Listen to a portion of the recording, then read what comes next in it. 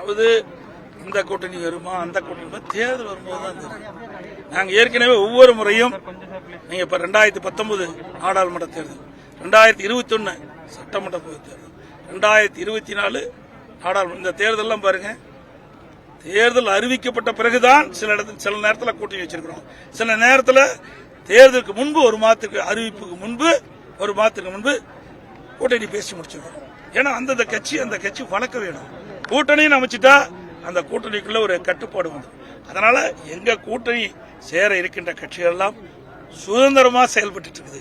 திராவிட முன்னேற்ற கழக தலைமையில் அமைக்கப்பட்ட கூட்டணி எல்லாம் இன்றைக்கு அவர்கள் சுயமா செயல்பட முடியல, சுதந்திரமா செயல்பட முடியல. இன்னைக்கு காங்கிரஸ் கட்சி நீங்க பத்திரிகையில பார்த்தேன், பல பேர் எதிர்ப்பு குரல் கொடுக்க ஆரம்பிச்சிட்டாங்க. அடுத்த ஆண்டு நடைபெற்ற சட்டமன்ற கூட்டத்தில் எங்களுக்கு அதிகமான இடம் வேணும், ஆட்சியில் பங்கு வேணும் என்ற கோரிக்கையெல்லாம் வைக்க இன்றைக்கு பத்திரிகையில் வந்திருக்குது. ஆக அவர்களும் குரல் கொடுக்க ஆரம்பித்து விட்டார்கள்.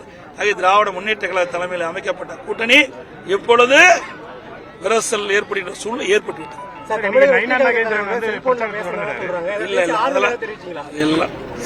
நாங்க ஏற்கனவே மக்களை பார்த்து பாதிக்கப்பட்டவங்களுக்கு ஆலோசனை புரியுதா, அவங்களுக்கு எல்லாமே தெரியும்.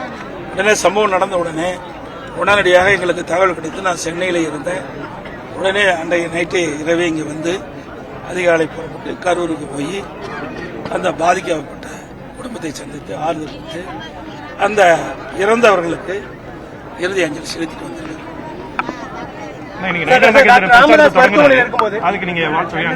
நிச்சயமாக ஏற்கனவே தொடங்கியாச்சு. இன்னைக்கு ஈவினிங் தொடங்குறாரு. எங்களுடைய கட்சியுடைய மூத்த நிர்வாகிகள் கலந்துக்கிறாங்க. மரியாதைக்கு சகோதரர் செல்லூர் ராஜு அவர்கள், திரு உதயகுமார் அவர்கள், ராஜன் செல்லப்பா போன்றவர்களெல்லாம் அதிலே கலந்து கொண்டு அவர்கள் அந்த சுற்றுப்பயணம் வெற்றி பெறுவதற்கு வாழ்த்து சொல்லியிருக்காங்க. டாக்டர் ராமதாஸ் மருத்துவமனையில் இருக்கும்போது 30 நிமிடம் தனிமையில சந்திச்சதாகவும் கூட்டணி பேச்சுவார்த்தை எல்லாம் சொல்ல முடியுமா? அப்படின்னு அந்த கேள்வி அவர் உடல்நல சரியில்லை, விசாரிக்க போனோம்.